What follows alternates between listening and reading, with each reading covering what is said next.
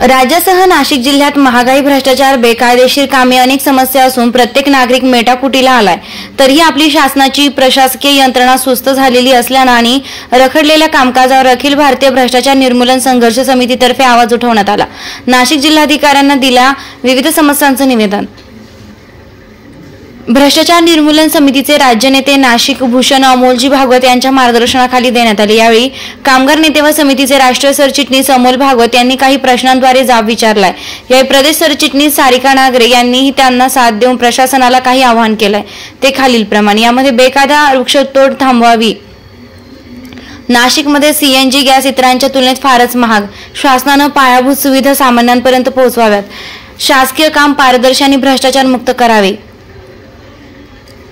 समाज व्यवस्थेतला धोकादायक असलेले धंदे कायमस्वरूपी बंद करावे, असे काही प्रलंबित मुद्दे आहेत। यावेळी अखिल भारतीय भ्रष्टाचार निर्मूलन संघर्ष समितीचे प्रमुख पदाधिकारी ॲडव्होकेट युवराज देवरे, अरुणा मातंग, कुंदाताई पवार, संजय बलकवडे, रेखाताई निकुंभ, सुवर्णा उदावंत, कीर्तिताई उदावंत, दिनेशदादा झुटे, राकेश तेलोरे, सुभाष भाऊ ठुबे, रमेश चेवले, दिलीप गायकवाड, विजय गांगुर्डे, प्रकाश जगताप, श्याम डावरे, अविनाश वाघ, पांडुरंग शेटोहोळ, राजश्री गायकवाड, अरुण चव्हाण, सुनील पाटील, राजभाऊ शिरसाट, बिस्मिल्ला खान, संजय शिंदे उपस्थित होते।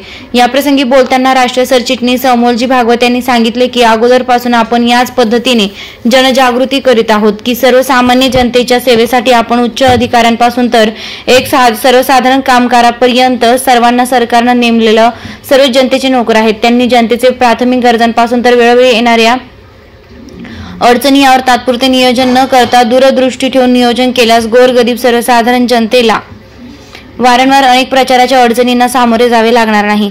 प्रदेश सरचिटणीस व भाजपा नेत्या सारिका नागरे यांनी नाराजी व्यक्त करीत सांगितले,